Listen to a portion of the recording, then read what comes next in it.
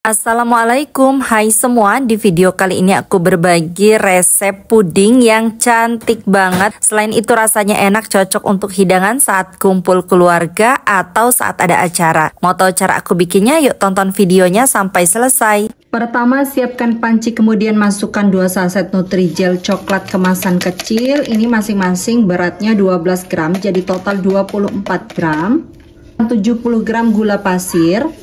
Aduk sampai tercampur supaya tidak bergumpal pada saat diberi cairan.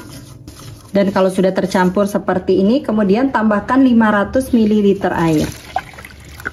Aduk kembali, pastikan tidak ada bahan-bahan yang mengendap di dasar panci dan bahan-bahan yang bergumpal. Selanjutnya, ini dimasak menggunakan api sedang sambil terus diaduk seperti ini sampai betul-betul mendidih.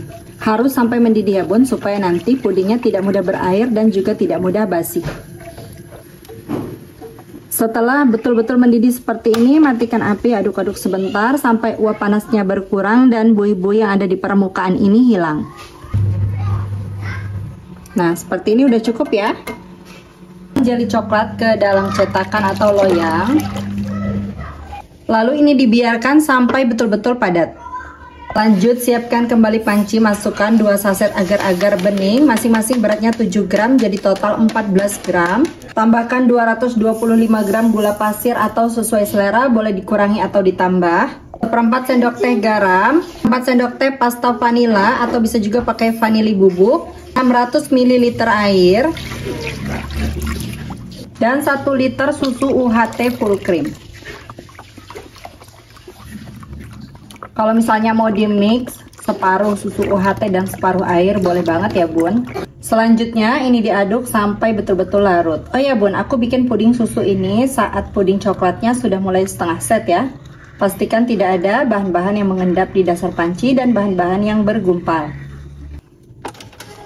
Selanjutnya ini akan aku masak pakai api sedang aja sambil terus diaduk seperti ini sampai benar-benar mendidih. Dan pastikan ini harus terus diaduk supaya nggak ada bahan-bahan yang mengendap dan bergumpal. Kemudian supaya nggak pecah ya bun, karena ini pakai susu. Jadi harus terus diaduk seperti ini supaya nggak pecah adonan. Karena kalau pecah adonannya bisa menyebabkan pudingnya rasanya berubah dan juga teksturnya berubah ya.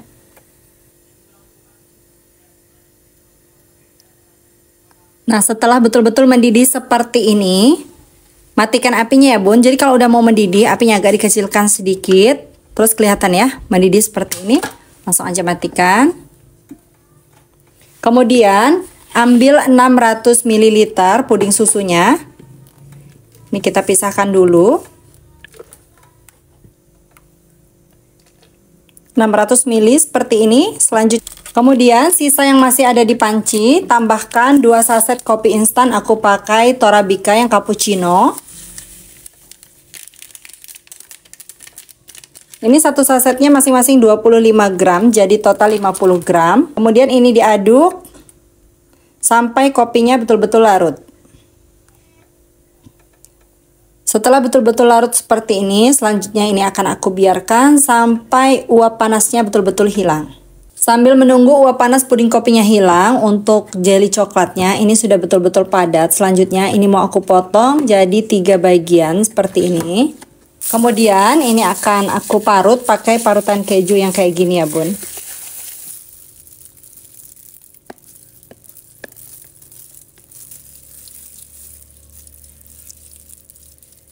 Ini udah jadi ya bun.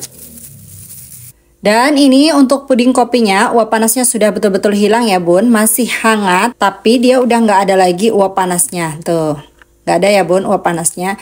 Jadi pastikan uap panasnya harus betul-betul hilang dulu ya.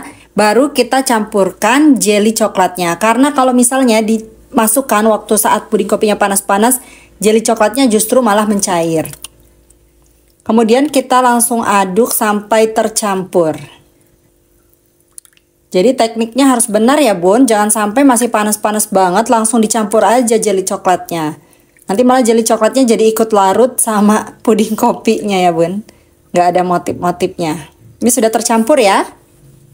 Untuk loyangnya sudah aku basahi dengan air matang supaya nanti lebih mudah mengeluarkannya dari dalam cetakan. Ukuran 18 x 18 cm x 7 cm ya. Langsung aja tuangkan puding coklat kopinya ke dalam loyang seperti ini. Selanjutnya ini akan aku biarkan sampai setengah set. Kalau puding kopi cincaunya udah setengah set, selanjutnya kita ke puding susu yang tadi disisihkan 600 ml. Ini udah hampir membeku ya bun. Jadi mau aku masak lagi. Tambahkan 50 gram coklat batang. Kemudian ini akan aku masak lagi sampai kembali mendidih dan coklat batangnya betul-betul larut. Setelah kembali mendidih seperti ini, matikan api lalu diaduk-aduk sebentar. Pastikan coklat batangnya betul-betul larut ya. Nah, ini tadi yang ada busak-busak di bagian atasnya, kan ada putih-putih begini bun. Nanti disaring aja ya waktu nuangnya ke dalam cetakan. Untuk puding coklat kopinya ini udah set begini ya bun, tapi masih gelember-gelember. Tapi kalau ditimpa ini nanti akan gampang terlepas kalau langsung ditimpa. Jadi kuncinya ditusuk-tusuk seperti ini dulu pakai garpu atau pakai tusuk gigi secara merata di bagian permukaannya. Ini karena udah terlanjur kayak hampir padat gitu ya bun.